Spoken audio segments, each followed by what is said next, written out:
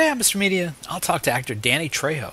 You know him as the scary mofo in From Dusk Till Dawn, the Spy Kids movies, Machete, Grindhouse, and Heat, among many others. His new movie, Ranchero. Stick around. If you don't, there is no telling what Machete will do to you.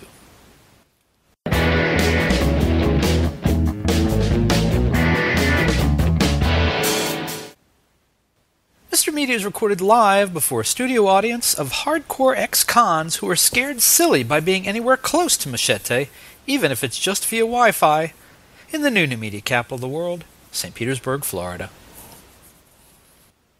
Of course there are stereotypes in Hollywood. Look up scary mofos in any dictionary and you'll find a picture of actor Danny Trejo. Even when he's smiling, he's frightening, and no disrespect, sir. Mention his name in casual conversation and watch the visceral fear come rising up in someone's eyes. As the master thespian John Lovitz once said, acting! Yeah, maybe. The truth is that Trejo can terrorize moviegoers with just a look because he's been in some bad places that none of us would really want to go, including San Quentin during 11 years in and out of jail. But he's made those hard years pay off for him in the decades since. Remember the impression he made the first time you saw him in Robert Rodriguez's Desperado? Or how about his Razor Charlie in From Dusk Till Dawn with George Clooney? Or Con Air and Anaconda? He can also play a character that I can only describe as less than threatening in films such as the Rodriguez's Spy Kids series, which introduced us to the legend of Machete Cortez. Machete was spun off from those movies into a full-length feature. A sequel, cleverly titled Machete Kills, is now in pre-production, according to IMDB. Now, I am thrilled, and maybe a little terrified, to have Danny Trejo on the show today to talk about his role as Capone in a new movie, Ranchero, in which he plays a wheelchair-bound motel pimp opposite Roger Gutierrez and Christina Woods. And Danny Trejo, welcome to Mr. Media. Hey, how you doing? Doing okay. Hey, I'm so glad that I could tear you away from terrorizing the local populace for just a moment. Yeah, I've been killing zombies all night. Hey, I got to ask you, you have this resume of film and TV roles that is long and wide, but how do you think that a casting director would define the kind of presence that you bring to the screen? I think casting directors just kind of like stop trying. They just kind of send the production my picture. This guy. Oh, okay. Is it a bad thing that people have that response to just your picture and your image before you even open your mouth? No, it kind of like helps me quite a bit, and it kind of separates all the all the just bullshit. Well, listen, if it can work for women in the opposite extreme, it's got to work for some guys, right? You got that right. Yeah. Now, in Ranchero, you personify machismo. Even though you're confined to a wheelchair, how do you do that? Well, I don't think machismo or hard guy or tough guy has anything to do with whether you're in a wheelchair or standing or sitting. It doesn't matter. It's like either you are or you aren't, and that's basically what a man is. Either you're a man or you're not a man. It doesn't matter where you stand. So it's just something you can project, and obviously it comes... Yeah, it's kind of like a man won't take any step backwards, whether he's standing or wheeling. And it's funny, I was just thinking, if you and I like to think I'm a man. I'm a man's man, I like to think. But if you and I are in the same room, I would feel like I was from a different species. Just from different places, that's all. But again, it's like men aren't going to let men disrespect.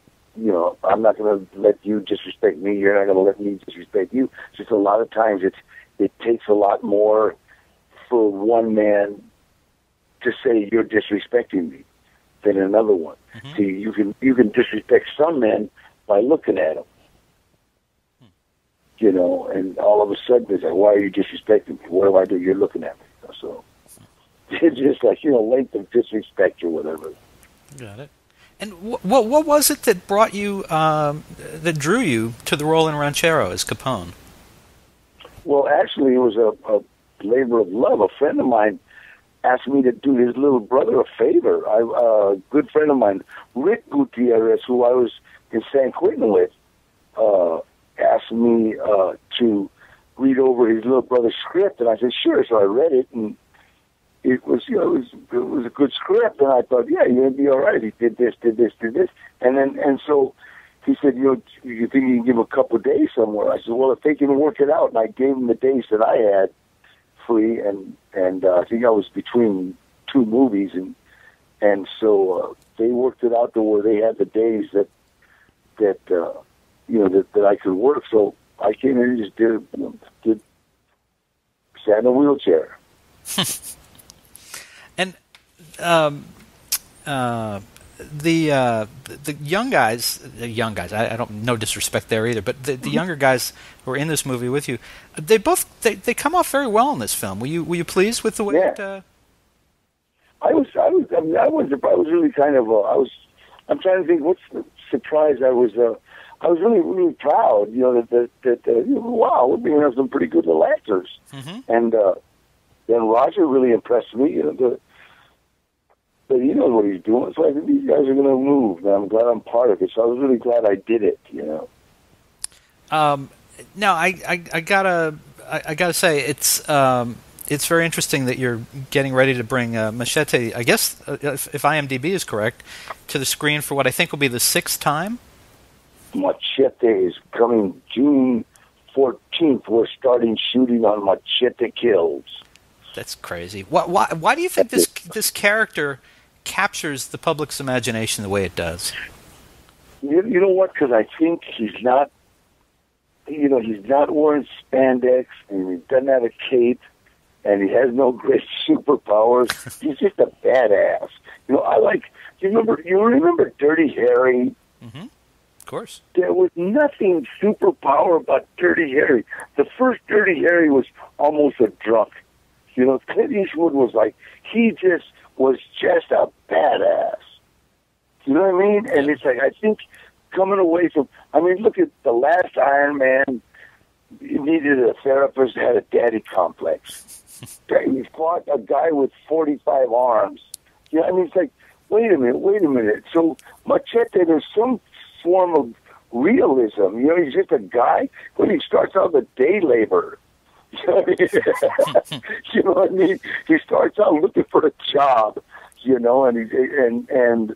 and he goes from there. So there's some sense of realism instead of just all, let's fly here, let's fly there, let's bust through this building. Well, and let's not overanalyze the guy too much. He's a man, and he's out there kicking ass. Yeah, that's it. He's just a man outside kicking ass. Yeah. Now, I was thinking that Samuel L. Jackson might be close to kind of the black Machete. Is that? Yeah, I love Sammy. Sam, me and Sam did a movie together called Against the Wall years ago, before he got famous. I guess before I got famous too. But it was done by John Frankenheimer directed us. And John Frankenheimer was a screamer. He loved to yell. And we loved teasing him, like we were the picture. God damn it, this is one set. But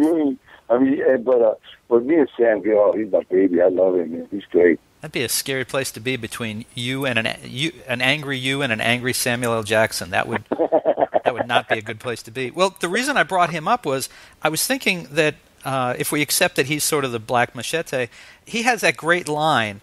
That he's probably best known for, except maybe for something out of Pulp Fiction, but from the Snakes movie, he says, I've had it with these motherfucking snakes on this motherfucking plane, and so I wanted to know, what would be the line that you would most like to be remembered for, do you think?